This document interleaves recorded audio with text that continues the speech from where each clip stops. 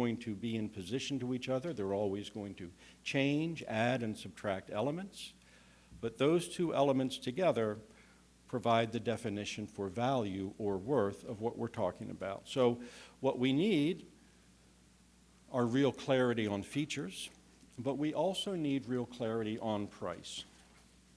So some familiar and emerging areas of lighting utility or usefulness.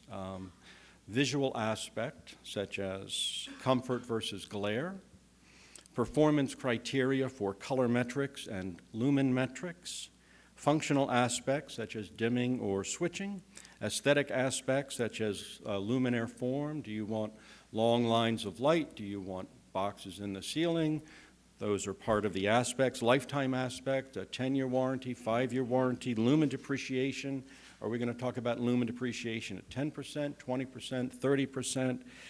Color aspects such as two-chip color tuning and luminaire cost, and the luminaire cost as a separate entity from the control system cost. Now, lighting from LEDs should last 50 years, is what the slide says. Anyone want to take issue with that? Well, it's a new thought to many of us, but if we consider for a moment that a school environment is about 2,500 hours of use per year, that statement, while new, should actually be seen as factually correct. At least it has the potential to be factually correct. But the question that follows that is that anything that you want? You know, do you want fixtures that last 50 years or sustain more than 90% of their lumen output through the life of the building or decades into the future? It's probably nothing that we want, unless we happen to be concerned with things like our role in conservation of matter, the future cost of system-wide replacement, replacing the entire lighting system, allocation of resource for instructional purposes rather than upgrade and maintenance. If those aspects concern the client, then the consideration of lifetime becomes more important. Consider for a moment the impact of skipping one entire replacement cycle. Good time for the speaker to get a glass of water. One entire replacement cycle. If we look at that aspect of future cost, then this statement is correct.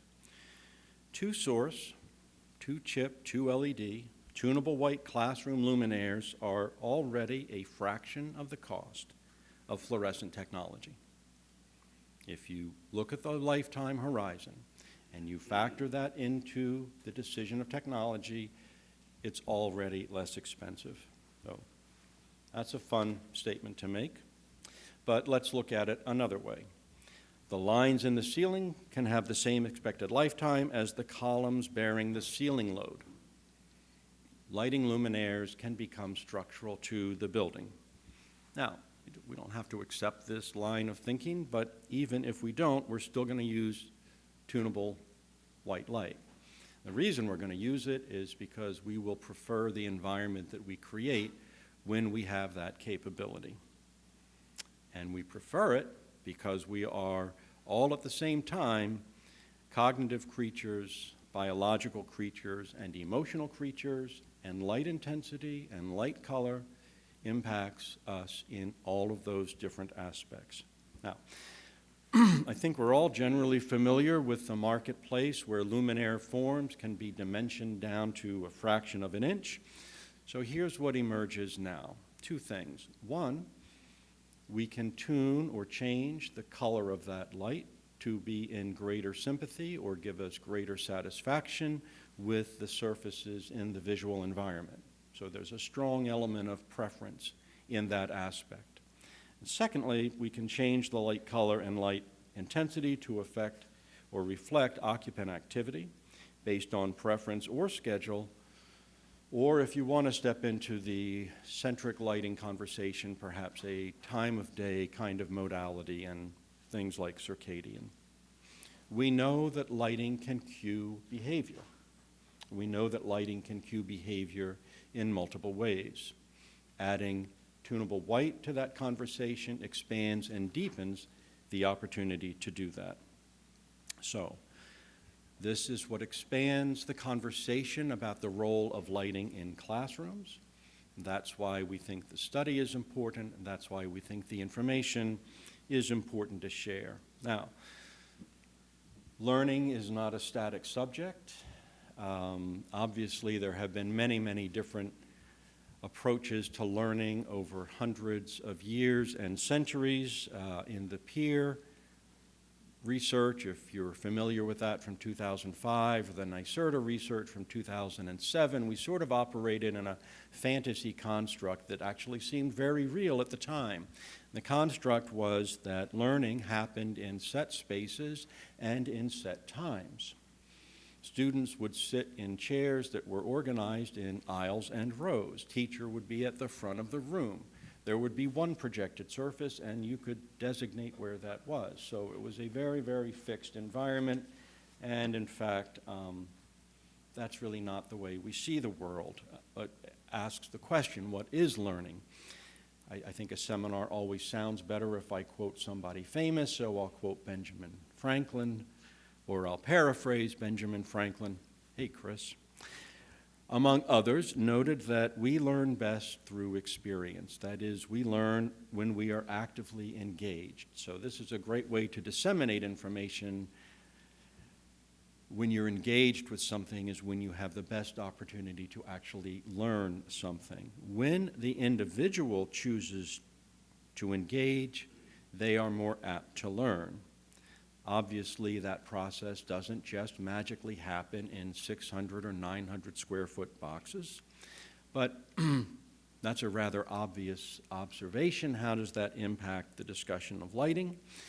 It's not unreasonable to say, perhaps, that the most important utility of lighting is to engender a sense of physical comfort within a space. So, if lighting or learning is going to be happening anywhere in that environment, the role of lighting is to help that environment be as visually comfortable as possible. Young eyes, the 5 to 25-year-old set, really don't need a lot of light to read text 30 inches above the finished floor, especially if that text is on a tablet or some other self-illuminated device.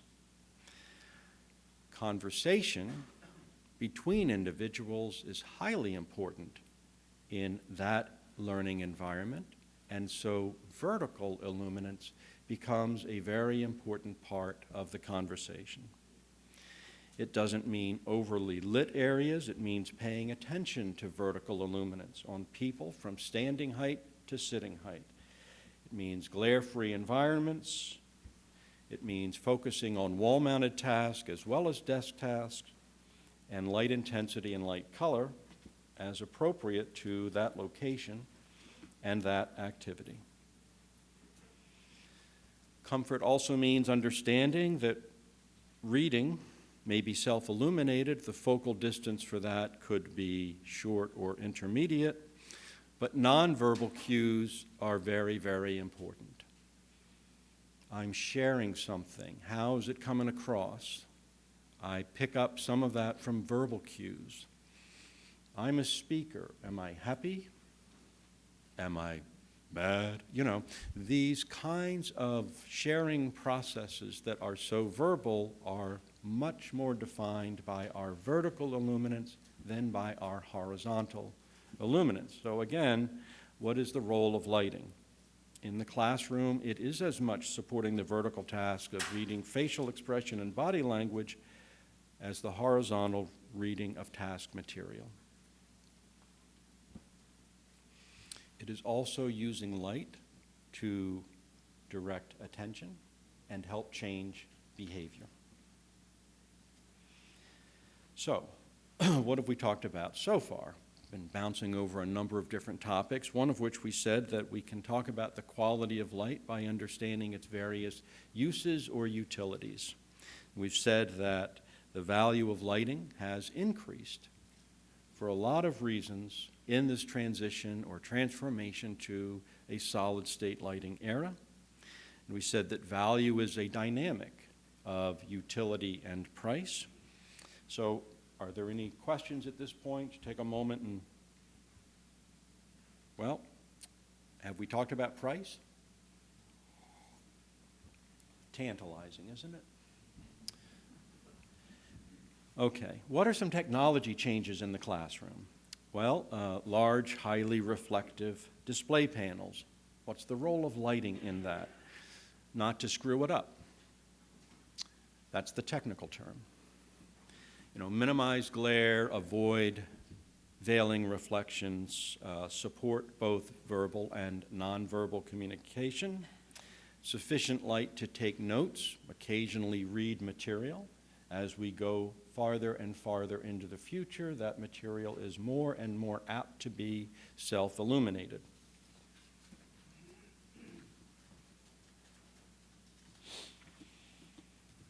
Different technology, same issues. To see it clearly means reducing overhead lighting. Engaging with information means being able to read the material and the classmates simultaneously. Now, here's one. It's a similar issue, but a different plane, and many, many, many of them within a single classroom. So the tablet is often used in a horizontal plane, and this task is obviously, because it's highly reflective and usually horizontal, the most sensitive to overhead fixture reflection. How do we help maintain comfort and ease of use for a highly reflective device if it bounces off all the light that shines on it? Any thoughts about that? I'm okay with your questions. Are you okay with mine? It's good. So obviously one way to impact that is to reduce the amount of light that's falling on the tablet, especially the downlight component. I know that's not rocket science. It means when we think about lighting a classroom, we're doing much more than just figuring out how much light we need at a desktop, because many, many things have changed very rapidly. So, streaming faster than a passing note. Research information, share information. That's a very powerful introduction of communication that is facilitated when we don't minimize it with veiling reflection or reflected glare. Anybody seen furniture like that in a classroom? Okay. Well, here's a thought that furniture is competition to lighting. It's a competition to lighting for construction dollars. Those rolling pods cost hundreds of dollars, each one. So there are thousands of dollars of furniture in a classroom with that approach. Now, it's true. Furniture reconfiguration is a part of classroom life. That's the way it is, that's the way it should be, that's the way it will be. But when the furniture industry, and I don't have a knock against the industry, I just have an alarm bell for us, when the furniture industry is able to outsell the lighting industry, one takeaway is that they have been successful in explaining the utility of rolling furniture instead of pushing it. Now, the owner, specification, community could not create a value position for that unless they had accurate information on price. We know that lighting affects mood, performance, and behavior. We know that light is both intensity and color. Are we really going to be outsold by wheels? That was a happy moment there. There was a joke. Are we going to be outsold by wheels? Well, we will be until we have clarity on how to help establish the value position of tunable white. So I rest my case, as students may now rest theirs.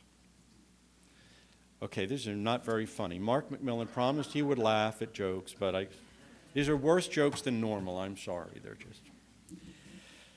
So budget means trade-offs. Is it tunable white light? Is it beanbag furniture? We're going to get into some specific pricing comparisons later on, but this is the dynamic of the discussion today.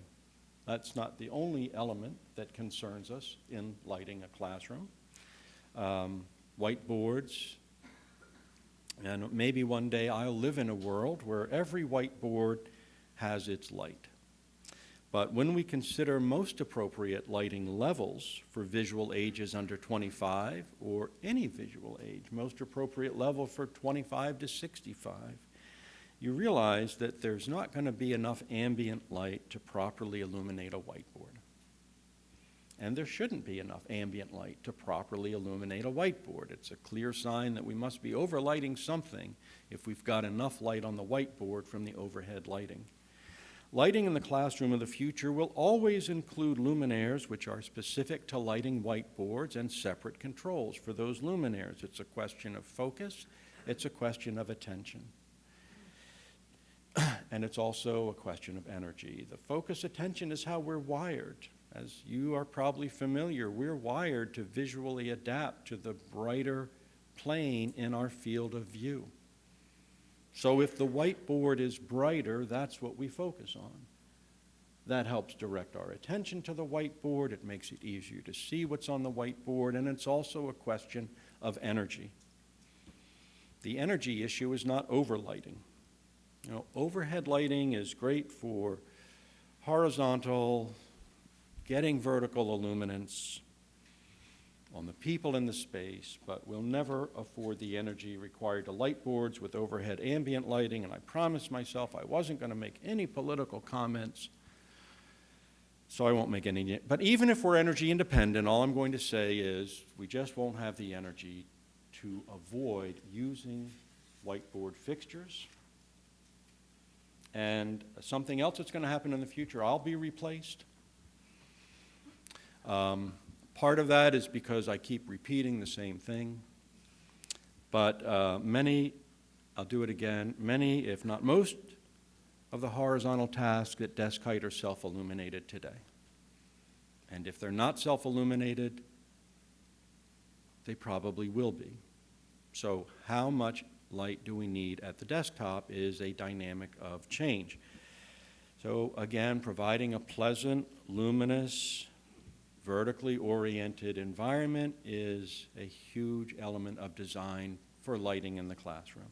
But lighting the classroom is not just a discussion for what we consider to be the student age, you know, the 20-something and unders. Schools are designed in many cases to also serve as community centers. Here's a happy community group. Is it that we're missing lunch, or they're just really not that funny? I don't know that. So, you know, maybe in the evening, maybe it's that my jacket is buttoned. You know, maybe they're in a soft, warm light, and they're happy because of it. Maybe they're posed for a photograph, but in any event, the physiological needs for illuminating older people are different than they are for younger people. Now, here's a group that's fairly ecstatic. I want to give you I just want to cue this. This next line is meant as a joke. It says, they must be studying lighting. Thank you very much. All right. Anyway, as I look at it, it looks like pencil on paper. Oh, God, so for a guy who's been talking about self-illuminated tasks all the time, what the heck is going on here? We have adults working with tasks of low contrast. So obviously, that means that sometimes of the day, we actually do need more illumination. So it's not a one-size-fits-all solution. It's understanding who the clients are throughout the course of the day and what's appropriate for the activities of those individuals. Now, you know, when you mix older eyes and tasks of lower contrast, you get a recipe for increased illumination. You've all seen the handbook. You know that between the age of 25 and 65, the recommended illuminance goes up fourfold. So this is it's a real issue. It's interesting, as I understand physiology, the muscles that control pupil size are sensitized to blue light. And so it'd be an interesting dynamic. Can you get more light back for retinal illumination by using a different color of light to have wider pupils? It's something for people to consider. So, with all of that background and 30 rich minutes to go, let's turn our attention to specific aspects of the research program itself. First of all, it's illustrative of a general classroom condition so that the information can be applicable on the widest possible scale. The classroom conditions, and this is part of what the DOE laid out as criteria in the RFP. If you move from left to right, here's what the classroom layout includes: windows and a daylight zone. And you can see that daylight zone may look a little different from historical expectations of a daylight zone. It's not coming into the room all that far, is it? But it's there. And acknowledging it and responding to it is still part of the criteria. So then we have team areas or group activity areas. We have a lecture area or a lecture condition. We have whiteboards, and we have video monitors or projected surfaces. So that's the panoply of physical structure within that classroom. Now, the environment includes material with life expectancy of 50 years. I'm not fixated on 50. I'm just saying illustratively there's material in the school that's designed to last for decades. How many of you design schools, and what is an average life expectancy of a school? Does anybody feel like having me be quiet and you speak up for a minute? Well, that's a rapt audience. Okay, now, well, let's just say that most schools, from our information, seem to be designed around a 50-year life expectancy. And that would include many core elements such as walls and windows. And of course, there are many things in the classroom that don't have that kind of life expectancy. I don't know of a smart board that works for 10 years. You know, so electronic devices, if you have a TV that's over 10 years old and you're willing to raise your hand, so those things are going to change. Furniture can and will rearrange daily, meaning potentially multiple times within a day, right? So for lighting, what this underscores is that the illuminance criteria has to be classroom-wide. You know, in the CHIPS model, you might remember you came in a certain distance from the wall for general activity. You came in an even further distance from the wall for audiovisual. It's got to be more flexible than that. Any activity potentially could happen anywhere in that classroom for the duration of that classroom's lifetime, which is decades long.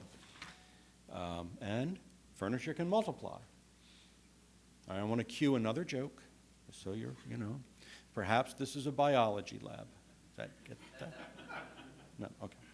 So, flexible furniture is very important, and I think we've got that nailed pretty deeply. Any more examples of furniture flexibility?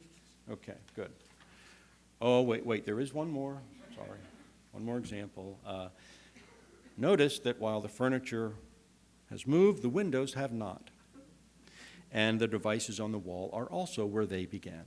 So while we can expect a fully flexible environmental need from many task positions, we have to expect fixed locations from other task conditions. When we are designing for a whiteboard, what is the most helpful thing to know? Where the whiteboard is, right? So that vertical element of design, knowing that there are video monitors, projected surfaces on walls, knowing that 10 years later there may be more of them on different walls, means that we have to treat that entire surround as being appropriate to support audio visual material. So that was step one. Step two, set performance goals. There's a long list of performance goals. I'll highlight what seem to be the most relevant for this conversation. Again, these were established by the Department of Energy. The control intensity of light is a separate function from the control of light color.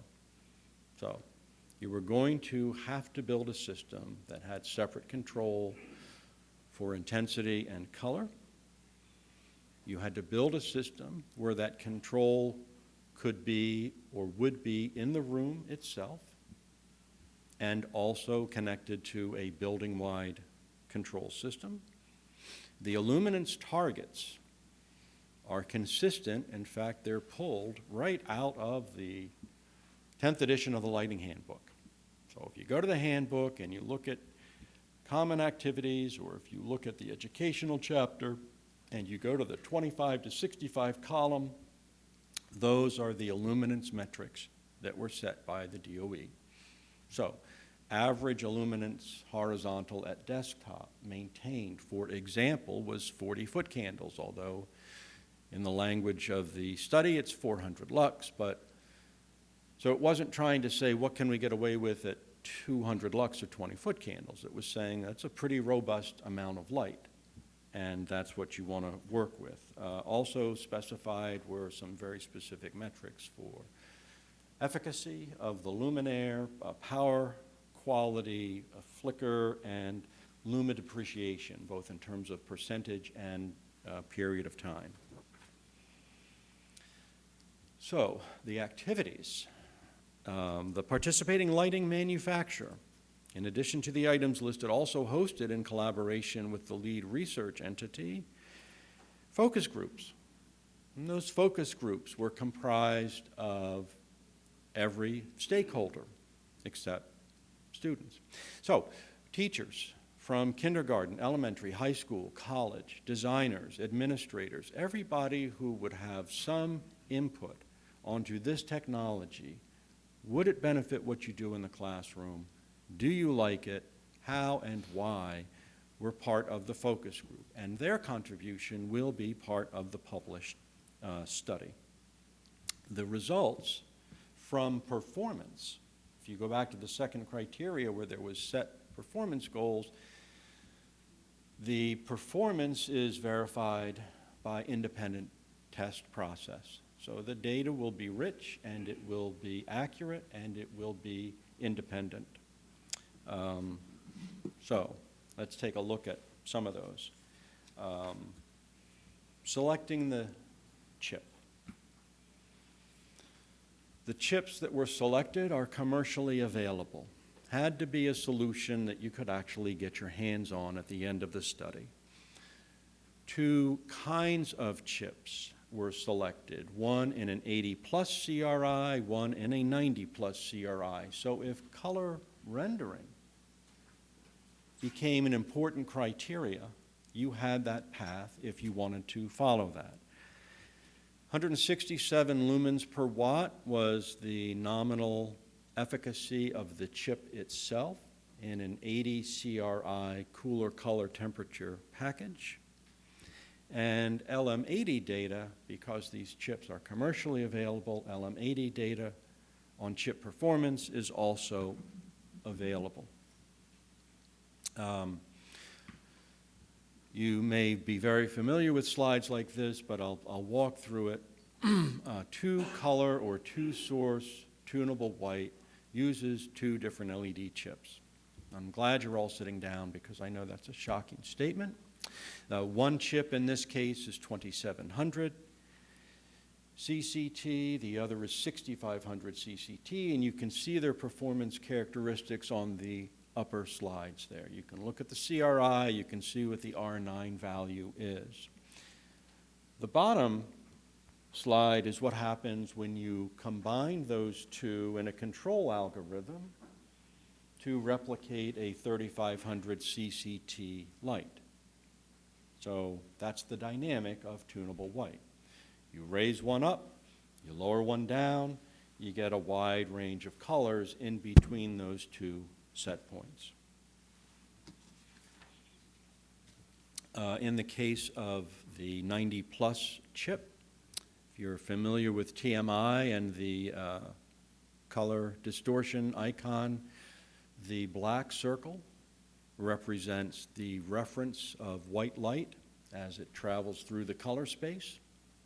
And the red line represents the test chip as it compares to the reference source.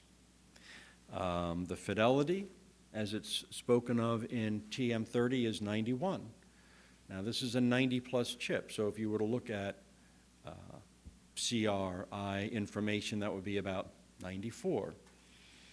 If you look at the gamut area is 101. When you think that 100 is sort of the theoretical target of most people feeling an appropriate amount balance between heavily saturated and desaturated being 100, it's sort of right where it wants to be. So if color quality is a driving criteria, that is certainly available.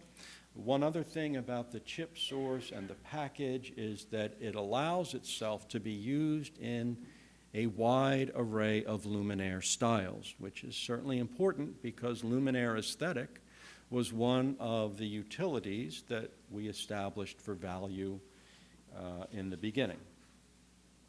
Now, I'll simplify these charts as well. I have a hard time reading the charts. I don't imagine many of you can make out that detail. The chips are going through accelerated life testing. In this case, that's done by testing them in an elevated ambient condition. Most electronic devices, the standard temperature is 25 degrees C. These are all being tested at 75 degrees C, so 3 times the normal, because there are lots of really crazy formulas out there that you can use accurately to predict how an electronic device will perform over time, and you can get that information in a shorter window of time through a method of accelerated life testing. Right now, it's up to about 4,000 hours. The DOE granted the research team an extra 90 days, so that's supposed to wind down actually on Thursday or Friday, whenever this month ends, and the data is really rock solid. The performance in terms of depreciation is minimal, so the claims of long life and slow degradation of output are absolutely verified. What's also interesting is the data on color shift. The color shift is generally less than 0.001 if you're looking at the UV color space. Generally, that's below the threshold at which we can perceive color shift.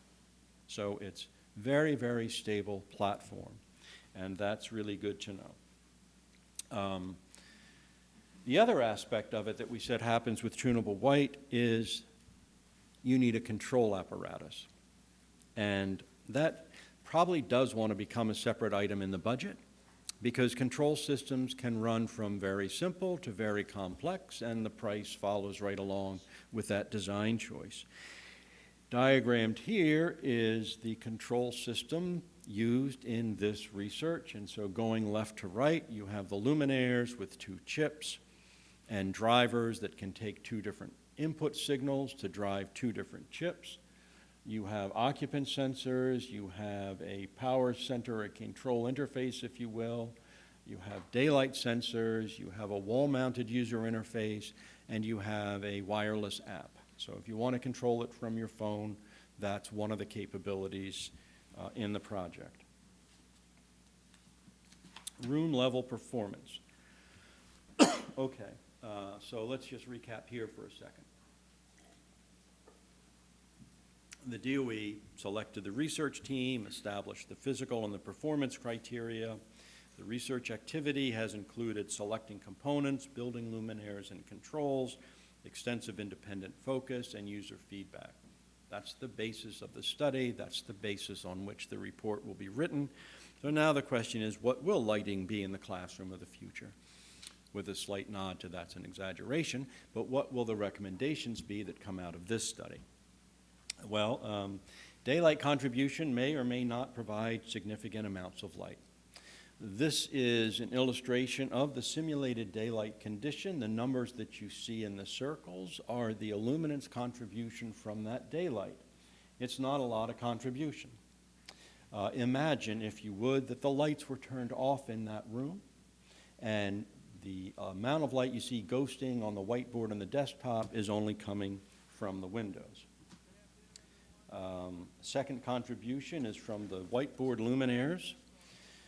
The intensity provided only by the whiteboard luminaires. Again, imagine that visually the overhead lights were off and you were just looking at the light contribution from the whiteboard. So let's walk through an example of one potential room setting where we have ceiling light and whiteboard and daylight on. In this condition, the color temperature happens to be 4,250. The ceiling lights were set at 75% of maximum, and they're drawing about 0.27 watts per square foot, so about 1/4 of a watt per square foot. And as you can see, the horizontal average is about 20% higher than the target goal. You obviously could set this down lower. That's the potential that exists. The whiteboard lighting is set to 100%, and that's consuming 0.19 watts per square foot, so the total load here is about 0.46 watts per square foot, or a little bit less than half a watt per square foot. What would happen if you wanted to balance light color in the room to apparent light color of daylight outside? How many have ever been in a color immersion space where the light is tunable? Any of you? Okay. Well, it is a transformational experience. To describe it is impossible. When you're in a space where the light in that space feels to you as you perceive the color of the light is outdoors, it connects you to the exterior in a way that you haven't experienced before. So it's a very interesting moment. If you probably have an immersion area near you, if you need some help in trying to find one, perhaps there's some help or assistance for that. But the focus group in this instance selected 5,450 as the color temperature that they felt balanced those, so that's the setting here. Because the daylight seemed brighter, they increased the illuminance slightly to 80% of output. The whiteboards are at 100, so this is your half a watt per square foot illumination. In this application, probably something more appropriate for audiovisual and verbal interaction, a lower ambient, warmer color. Why? Because when we're in a lower ambient with warmer color, we're more apt to settle down if that's the behavior that you're looking for. So it's what we used to refer to as a quiet mode, and would certainly support the use of wall monitors or displays. And the total lighting power density in this moment is 0.04. So 4/100ths of a watt per square foot. Just another way to achieve energy independence, just saying. So here's an elevated level, which could support all kinds of different activities. This happens to be set at 3,750. The overhead is at 60%. The whiteboard is at 50%. The power consumption is under 1/4 of a watt per square foot. So these are very dynamic spaces that are very, very energy effective. And now, maximum alertness, finally. That's why we're here, right? We all came to see what is blue light and maximum alertness going to do for us in the educational setting. Will students perform better in blue light? If you're here to see whether test scores go up with tunable white light, I'm going to disappoint you. It's not the point of the study. The data doesn't exist. If you're here to think about what it means to future-proof, then you're in the right place. Because studies are ongoing. The relationship understanding will emerge and change. But if you want to set the template for design so that you can adapt to that as information becomes more available, that's great. But in the meantime, you still have the power of affecting mood and behavior and attention by modulating intensity and color at the same time. Now, it is generally accepted that at equal photopic levels, there is greater stimulation in blue light than in red light. But scientists have a lot of different interpretations about that. And while there is agreement that the two dynamics work together, there is much less agreement on things like duration periods, intensity, differentiation between individuals. So if you're looking for hard scientific data, you better hold on for a while. So a last comment about that. It is true that lighting manufacturers are promoting this technology, right? Anybody not heard of a lighting manufacturer talk about tunable white this year? But I would say it is at least unfair, if not unwise, to expect manufacturers to be the voice of scientific study. So there is a lot of data out there. You want to look at the data and understand it. There are professional people who would be glad to come and speak to you. But the dynamics of making this change in a classroom because of test scores is just not the reason that you would make this change in 2017. You might think about making the change in 2017 because this could be the system of choice in 2027, 2037, 2047, et cetera. So, as we said, value is a dynamic between utility or usefulness and cost. This graph is one way that some members of the scientific community are expressing differences between visual change and endocrine or hormonal change based on light. And what it says is that we measure cognitive function or vision differently than we measure those endocrine functions.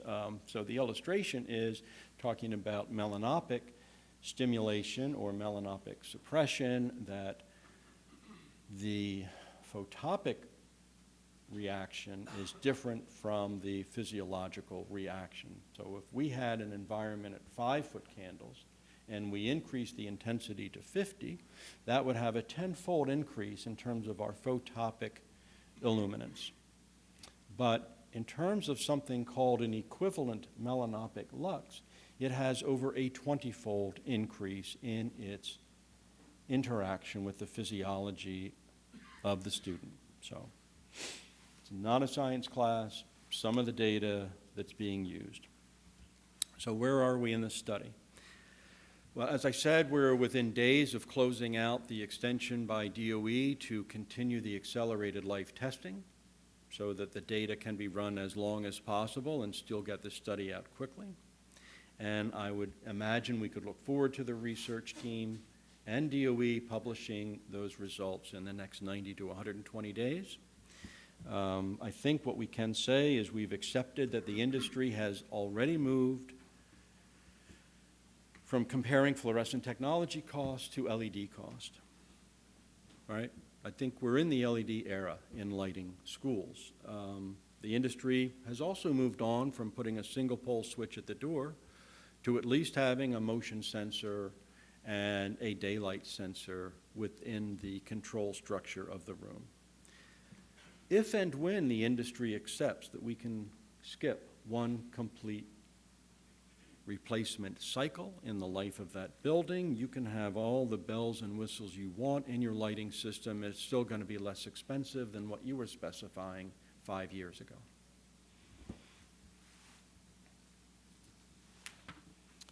Okay, so I promised some clarity on price. Let's try for some clarity on price. The manufacturer's additional price to provide 9 2x2s to light a classroom is $900, right? Manufacturer's price. Doesn't mean anything. It's not the price that the owner is going to see. In between the manufacturer's price and the owner's price is our world of design, construction, distribution, representation. I like our world, and I think everybody earns their percentage to be quick and easy. I'm going to round that number up by a factor of 2. I'm going to say it costs twice that much, $1,800. And that might be more representative of what the owner would see as an increase in price. So what do we do with that information? Well, here's a study from School Planning and Management, their 20th annual school construction and report. Some of you are probably familiar with this kind of data. You look at it, there's some hard data from 2014. and it talks about hard dollars, because these are construction dollars, so these aren't forecast. The national median high school, so it's in the middle. It's not the highest, it's not the least expensive. High school has 1,000 students. Now, in Pennsylvania, you can't have a design for a classroom to hold more than 25 students, so that would equate to 40 classrooms in a high school for 1,000 students. The cost for the entire building, again, this is the constructed cost, but it's the mean, is $45 million, and that includes everything from buying the land, every professional service, everything that was done to build that school for opening day, $45 million. The adder for 2-chip tunable white at $1,800 a classroom, you can do the math times 40, is $72,000. Now, in our world of lighting, that could cause seizure. You know, $72,000 more for lighting. But let's run the math out. What is the percentage of that to the overall project? Don't worry, I've done the math. That is 16/100ths of 1% of cost. 16/100ths of 1% for the luminaires is something we ought to be able to find some other area of the budget to negotiate with. Maybe it's wheels on furniture, I'm just saying. There has to be some place where we can find the value of tunable white at 16/100ths % of the cost. So that's just a perspective.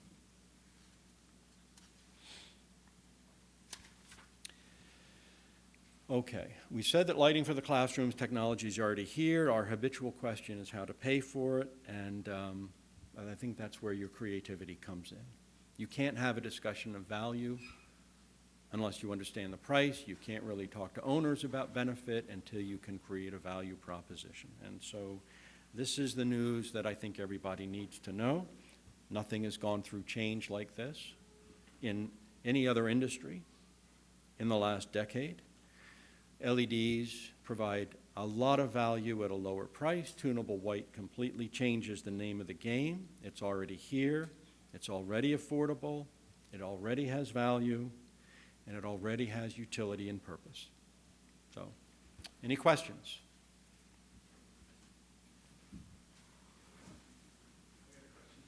That's good.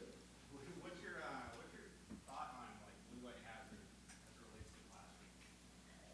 You go to high color temperatures, there's a lot of... My thought on blue light hazard is that it is species specific, and it requires an intensity of illumination and a duration of time which is not relevant to the application. Any other questions? Would you talk about the cost of a control system? Yeah. That would deal with blending white light and all the levels of light? Yes, I'm sorry, what about it? Oh, would I talk about control cost?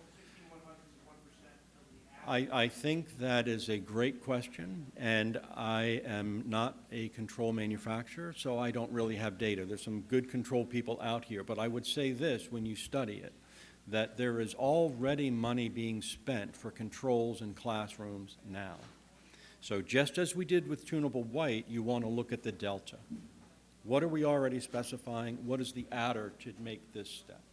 Is it $500 a room? Is it $1,000? It depends on the sophistication of what you want to go to and the sophistication of what you're starting with. It needs to be specific. I'm not in a position where I can provide that specificity with any realism. Sorry. Any other questions? All right, class.